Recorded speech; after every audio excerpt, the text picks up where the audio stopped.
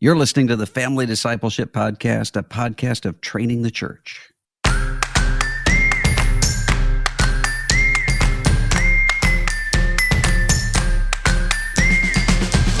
This is Adam Griffin, and I'm here with my two lovely co-hosts. First, the Secretary of Great, Mrs. Cassie Bryant. How you doing today, Cassie? I'm great. We're bringing back the moniker. Is that what it is? Well, I'm trying. Love I don't know. it. It's better than an epitaph. And of course, Secretary. my first lady, Mrs. Chelsea Griffin. How you doing today, Chelsea? I'm doing great. I'm starstruck because of our guest. I'm super pumped. Oh, is it me? Is it your husband? Is it? Yes, I always feel that way. That's why I wear a big hat and sit in the front row at church. I just always feel so excited to see you, Adam. Well, today we are honored by the presence of the Honorable Dr. Russell Moore, ladies and gentlemen. Dr. Moore, there. How you doing today, Dr. Moore? Doing great. Good to be with you. Good to be with you as well. Thanks for taking the time to be here. Now, this would not be as memorable for you, but I bet you can remember the event where you and I first met. We've interacted a couple times over the years, but the first time you and I met was in a hotel in Washington, D.C., and we were snowed in with about 1,000 other people at Evangelicals for Life. Yes. And it was a snowpocalypse. Do you remember this event? Oh, yeah, absolutely. Yes. Yeah. Yes, because we were snowed in. And one of the things I remember is that, everybody else in the city was wondering, what are we going to eat? But my friend and then Executive Vice President Philip Bethencourt, whose birthday is today as we're recording this. Happy birthday, Philip. Keeps more food than any human being. It's like a cruise ship all the time. And so we had no worries. So you were ready to survive funny. the snowpocalypse. Everybody else was going to starve around you, and you were hoarding. Because I don't remember you mentioning that to the people around you. Well, it was, Philip had it, and it was, he He's was like up a there prepper on the making go. fajitas and stuff. I mean, he's... That's funny. He was doomsday prepping at a Christian conference. That's Yeah. brilliant. All right. Well, Dr. Moore, many people know you as an author and a leader, and I'd love for you to tell us a little bit about your ministry. But in light of the fact that this is the Family Discipleship Podcast and we talk about equipping families, maybe you could tell us a little bit about your ministry, but also a little bit about you as a husband and father. Would you just introduce yourself for our listeners? Well, my wife, Maria, and I have been married for 30 years as of this coming May.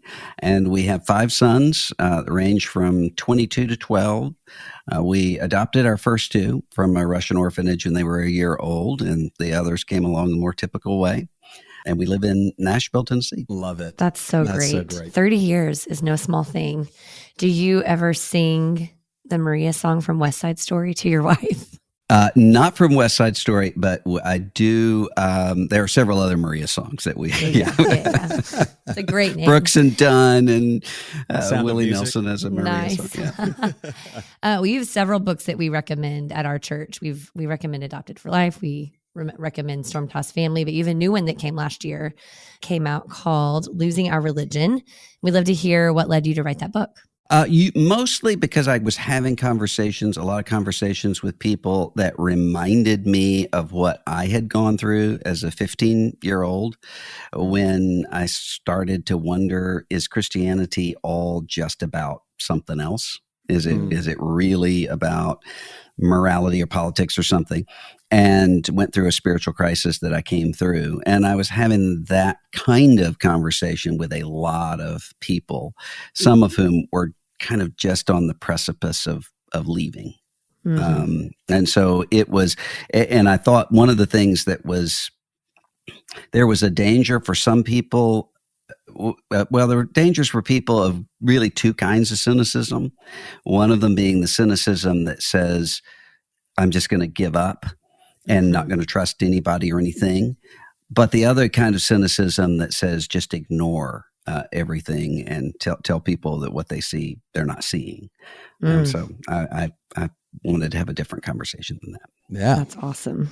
Okay. One of the best lines in the early part of your book is that, and I'll quote, "What Jesus builds is different altogether. A church that cannot be bought with Caesar's coin and cannot be stopped with Caesar's cross." As we look to the new year ahead and are expecting it to be full of tension and division with the election coming up, how can Christians stand out and be different in a good way?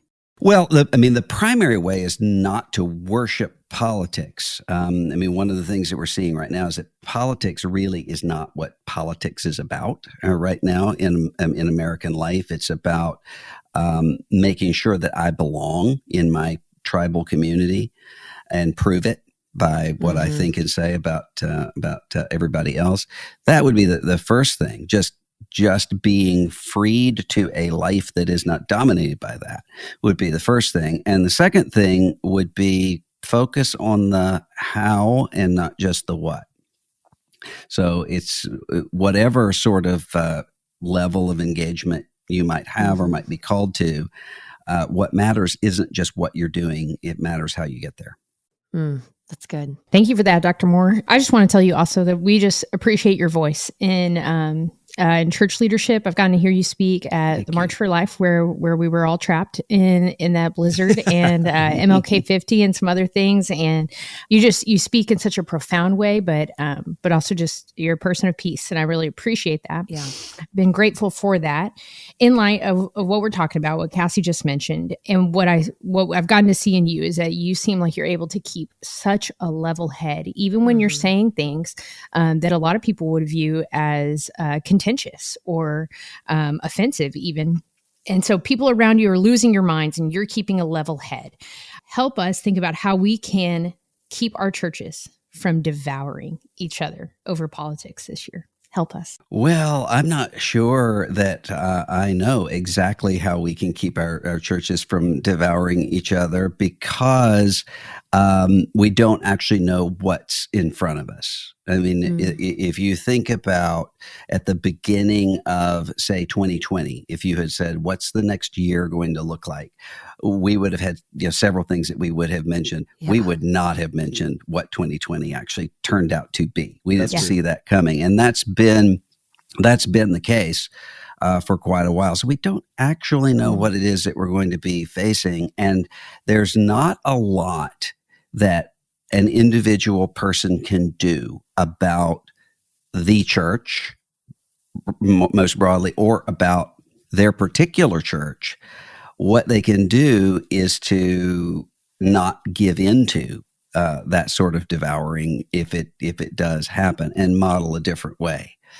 And once you have enough people who do that, you have something different happening. But I think there are a lot of people who kind of, when they look at this, seems so big that they sort of think, well, there's nothing that I can do.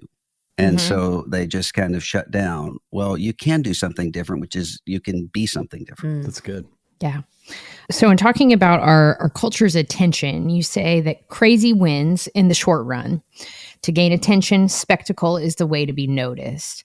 How can moms and dads help their families not get caught up in the spectacle of the news cycle in order to see what's really going on? Well, I think you have to know your own family in terms of what are the deficiencies that need to be shored up and what are the vulnerabilities that need to be strengthened. So I was just talking to somebody earlier today who was asking about parenting.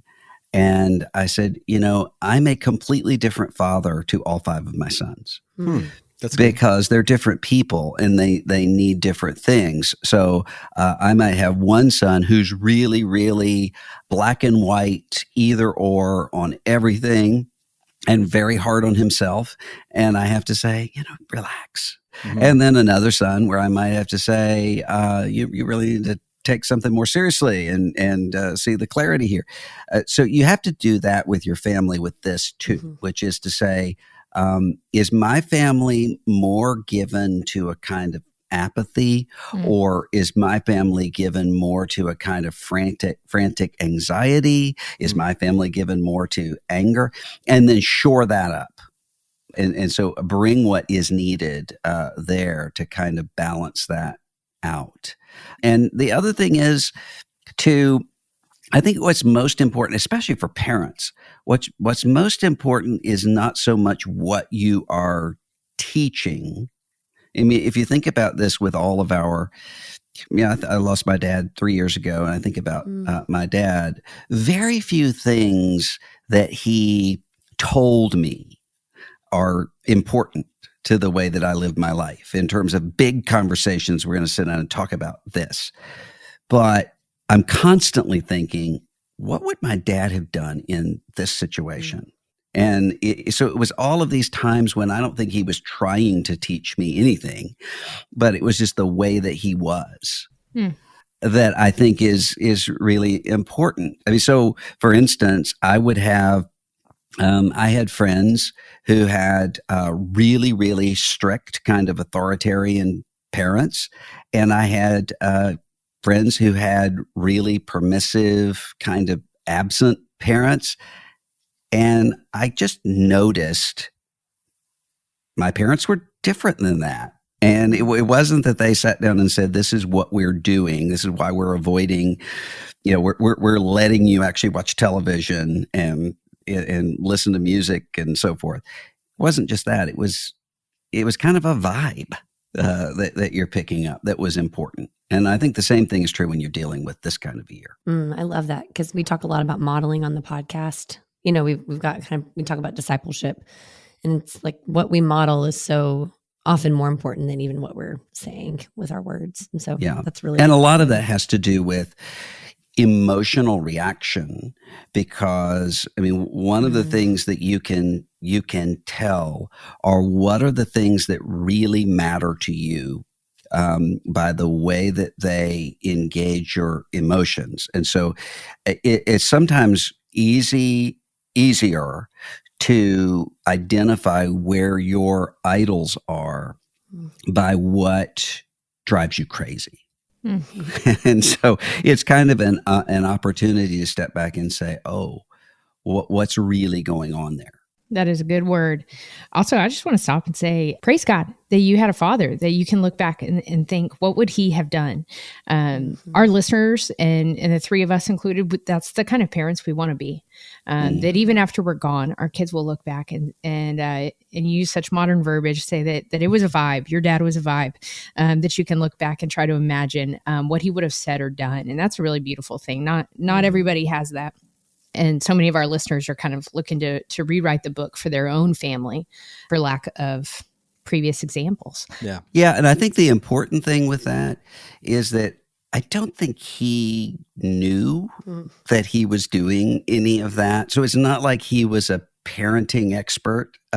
Was going in there. He did what he knew to do. And I think that 98% of parenting is knowing what not to freak out about.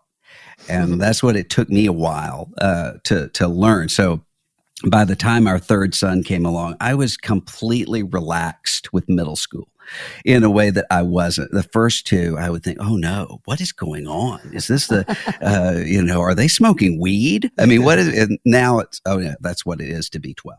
Or 13. Middle school's hard for everybody. Perspective. Yeah. That's good. All right. Well, one of the things we do talk a lot about here when you're talking about parenting, we talk a lot about hypocrisy, about how kids can see through also a facade in their parents if their parents are kind of faking kind of the model that we're talking about.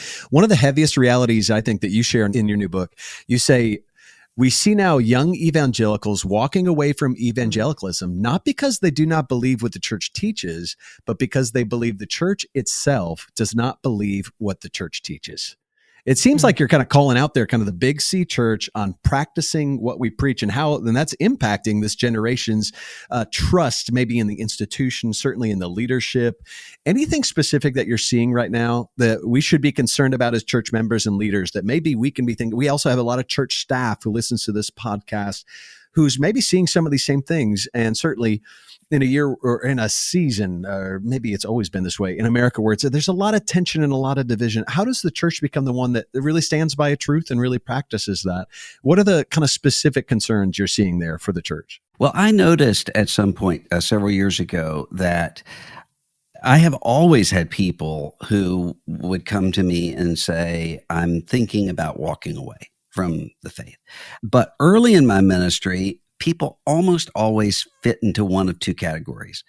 either they were saying, I just can't accept the supernatural anymore. I can't believe that a virgin got pregnant, that a dead man came back to life, something like that. Or they were people who were saying, I think the church's morality is too strict and out of date, and I want to do something else with my life. I almost never hear any of those now. The fundamental question right now is most often, is this really just a way to get to something else? Is this really just a means to an end? And what happens is if Christianity is a means to an end, no matter what the end is, it isn't Christianity anymore. It's whatever that thing is. Right. So if early in the 20th century, you would have a lot of people would say, well, what Christianity is good for is it civilizes people. It helps the social order to hold together. Well, if that's your view of Christianity, you can get that other ways. And people finally figure out, okay, well, if that's what you're wanting, we can do that without giving up a Sunday morning. And that the same is true, whatever it is that the Christianity is a means to an end for. And that's, I think, what's fundamentally at the heart of, do you really believe this stuff? And by that, I mean, not that they think that their churches are lacking of conviction or they don't believe anything. It's, do they really believe Jesus and all that entails, or is it really just about Christianity, American Christianity? That's I think the fundamental question. Yeah, that's some of what you're talking about too. A lot of in the book, obviously, when you're talking about politics, you're talking a lot about power, and you're talking a lot about control. And some of this, when it's implied in the church that maybe there's a generic group, a they, who is using this as a means to gain some kind of control. We think about that obviously in our show a lot when it comes to the family, that smaller unit of like, how do parents get what they want in a means that the Lord wouldn't call them to? Or why do they want their kids to be Christian? Is it they just want nice kids? They just want well-behaved kids? Is God a threat to their kids to get the kind of behavior they want? In fact, we talk a lot about not seeking obedience in kids through threat and fear. Yes. But the reason that so many parents use threats and fear is it's actually pretty functionally successful strategy. If your kid is afraid enough, they will do what you want, right? It's effective. One of the quotes I loved in your book, one of the things you said in talking about being driven by fear, you say the first step to becoming a people of truth is to recognize what makes us afraid and to ask why and who benefits from that fear. And I'd love to just hear you expound on maybe who do you see benefiting from the pervasive kind of fear mongering, the division? Who benefits right now that it's so pervasive? Well, it benefits two kinds of people. It benefits people who want to feel the drama and the meaning of being in the middle of some great catastrophic battle. And that can give you that sort of adrenaline rush and that feeling. And especially if it's directed towards some hated other group, that can feel like life a little bit to you for a little while. And it also benefits the people who, back when I was academic administrator, there would be all of these consultants who would want to come and to talk about accreditation. And a very wise friend of mine said, these consultants always want to identify a problem to which they are the solution. And so there are always going to be people who benefit from whatever you're afraid of by saying, I can fix it, I can fight it, whatever that is, that benefits. But when you mentioned the kind of the fear that it works for a little while and then it doesn't at all. Because I mean, ultimately what happens with authoritarian parenting or authoritarian churches or something else is that you have a kid realizes no matter what I do, I'm not going to please this authority, and goes in the completely opposite direction. Or the kid starts to realize, oh, this is what they're doing, is controlling me. And then you have a breakdown of that authority. And that's really what we're seeing right now is there's a loss of genuine authority, the way that the scripture presents it, which is not power and coercion. You don't have authority by scaring people or by threatening people. Jesus doesn't do that. Instead, he has the authority that comes with his own credibility. Yeah. It's serving. And that's a much harder kind of authority to gain. As we brace ourselves for this election year, and as our listeners desire to have good conversations with their kids about American politics, can you give wisdom to us and to our listeners how you would advise parents to discuss American politics with their kids? Well, a lot of it will depend on the kind of kids you have and what sorts of questions they have. And so I would pay attention to if you have the kind of kid who is like I was, who was just I knew who the short lists for vice president were. When I was 14 each year. But if you have somebody like that, then what you're wanting to do is to kind of redirect that person away from the temptation to see that as ultimate. And then with other people, what you're wanting to see, often it's not so much about, I think what parents think it's about is let's teach them the right political views to have. That really is not that important, relatively speaking. And even if it were, you're not going to be able to do that. Instead, it's really important for them to pick up whether or not you're lying about the people you don't like. And that's what often happens. If you don't have this consistent view of human dignity and human fallenness, then you're going to present to your children this political idea that you have the sheep and the goats. And these are the people. Instead of being able to, one of the things that I try to do with our kids is when we're talking about something, to help them to imagine what story a person is telling himself or herself who would disagree with me completely on something. This is how this, and the reason I want to do that is because, and I've seen this happen a million times, even before you get to questions of politics, on the more important issues of foundational reality and truth, is that it's really easy to get up and caricature, say, a naturalistic materialist as stupid or evil, until that 18-year-old goes to college or is starting a first job and starts to meet somebody who holds those views and realizes, oh, this person isn't stupid. This person isn't evil. And that creates a kind of crisis. Well, of course, Christianity has always known that that's the case and has a category for that. But sometimes we're afraid to actually act that way because we think it's not going to do what we want it to do. Jesus just isn't concerned about that. And that's, if you look at most of the controversies that Jesus finds himself in, they are almost always with some group trying to pin him into a tribal identity, either their own or with their enemies so that they can denounce him. And Jesus just refuses to play that game. It's so important because, our kids are listening to us even as we talk with friends or our spouses about politics. And then they always go to school and then report, what their parents are saying. Yeah. And so my daughter's come home from school before with opinions about politicians. And I'm like, where did you hear that? So curious because we don't talk a lot about it at home. And we don't give it, we don't give a ton of attention to it when we're at the dinner table.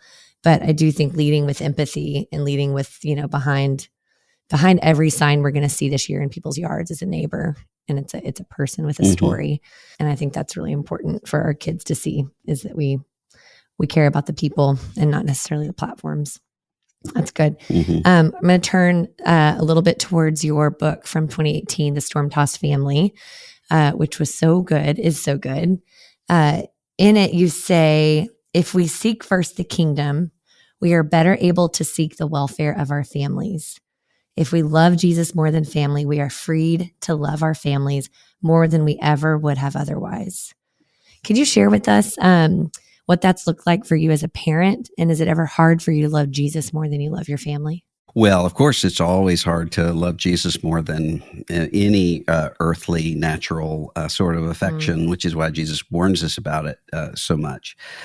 But what Jesus is saying there, look, for instance, at people who expect their marriage to be a perfect soulmate who meets all of my physical, spiritual, emotional needs. Those are not happy marriages. Those end up being resentment-filled marriages because nobody can meet those expectations. And so you're comparing somebody with this imaginary sort of figure rather than loving that person. And if you look at the people whose kids are number one in their lives, that is an awful situation and a burden for those children to bear because they become extensions of their parents.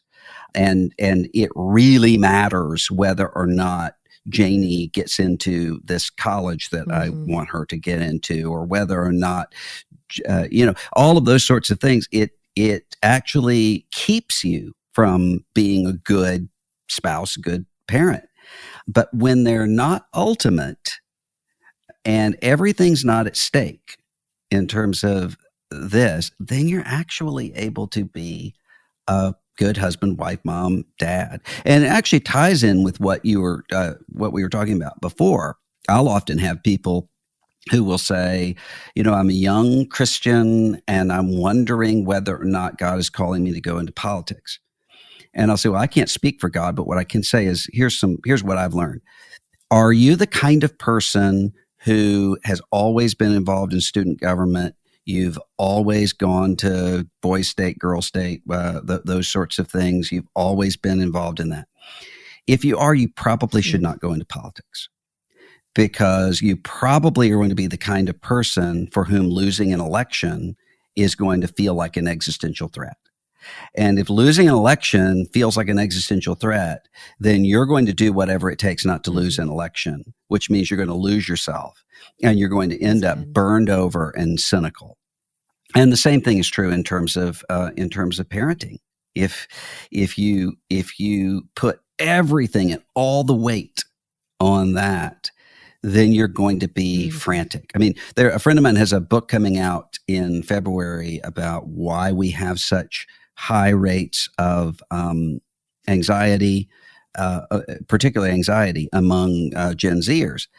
And one of the things, as research has shown, is a lot of that is because of the anxiety of their parents about them, which is to say there's a sense of frantic, am I doing this right? That is communicated to children in ways that just it doesn't lead to thriving. And so that's what I see happening often. That's so helpful. Honestly, all of that was such great wisdom. One of the things we talk a lot about on our show is just how to, relieve some of that undue pressure to be perfect, and at the same time believing that we can please God, that we're not this worthless cast aside, but valued to God, and trying to import that into the way we parent. And, it's an impossible balance of knowing what risks to let your kids take and which ones to protect them from. And I get why it's so hard to be a mom and a dad. And one of the real purposes of our show, we're not just talking about parenting, we're really talking about disciple making, about how do we lead families spiritually. And often for us, obviously, that means we're teaching parents how to get in their Bibles together, how to pray together. But I wondered, while we have you here, you're such an expert on current events. Could you give parents any wisdom on why current events and cultural realities might be something also to consider in the way they disciple their families? That not just saying, hey, let's just open to the Gospel of John and pray, although obviously that's foundational, but why might the news cycle right now be an opportunity that's open for parents to disciple their kids? And why might that even be important as we're preparing a generation? Well, I'm not sure that the news cycle is important except in this way. If you can use conversations that are happening in the news cycle to teach and to form certain sets of intuitions about future matters, then that's important. It's not really important to, have a take as a family on some particular issue, because, one of the things that we miss often is that we think that the most important or dangerous issues are the things being debated on social media right now. And that is almost never the case. The most dangerous things are the things that are out in front of you, or that have been around, that are so taken for granted that you don't even notice them.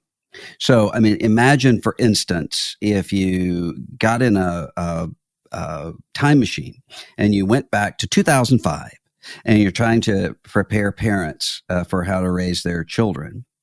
If you go there and you say, the most important challenge probably that you're going to face will be a piece of glass in your child's pocket that will connect him or her to all of the information in the world.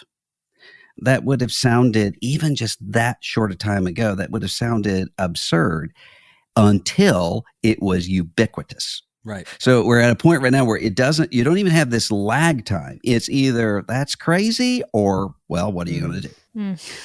And so what you're trying to do is not so much catch this particular issue right here, right now, as much as you're wanting to sort of model how to look at something like that and to work your way through it. I think that's what's most important. Yeah, that's good. Yeah, the truth of the gospel is not changing. It is not part of the 24-hour news cycle. It is ongoing, never ending, and we can always kind of be anchored right back to it. Thank you for that, Dr. Moore. Well, we're so grateful that you came and had this conversation with us today. We love just getting to hear your wisdom, and I think you have a great voice for a podcast. Awesome. Well, thank you. Before we let you go, what are some ways that our listeners can be praying for you and for your family? Well, I think the thing I need prayer for most is to be close to the Lord, and I find that I'm in the most danger in terms of personal life, ministry, family, parenting, all of it, if I am distant from God. And so to keep me in the presence of God, I think is a really, really important prayer request that I would have. We will pray. Amen. Yeah. Thanks for sharing that. Thank you. Well, listeners, the new book is called Losing Our Religion, but I'll tell you, everything that Dr. Moore has written is worth picking up. So go check out all of his books, but certainly the new one, Losing Our Religion. Thanks for listening, friends. If you think it's as important as we do to disciple our families, please help us out by give us a great review wherever you listen to podcasts. Visit one of our sponsors and share this episode with one of your friends. If you want to keep up with us or join the conversation, you can always follow the Family Discipleship Podcast on Instagram and Facebook. We love you, listeners, and we're looking forward to next week's episode. We'll see you next Monday. Thank you so much, Dr. Moore. Thank you.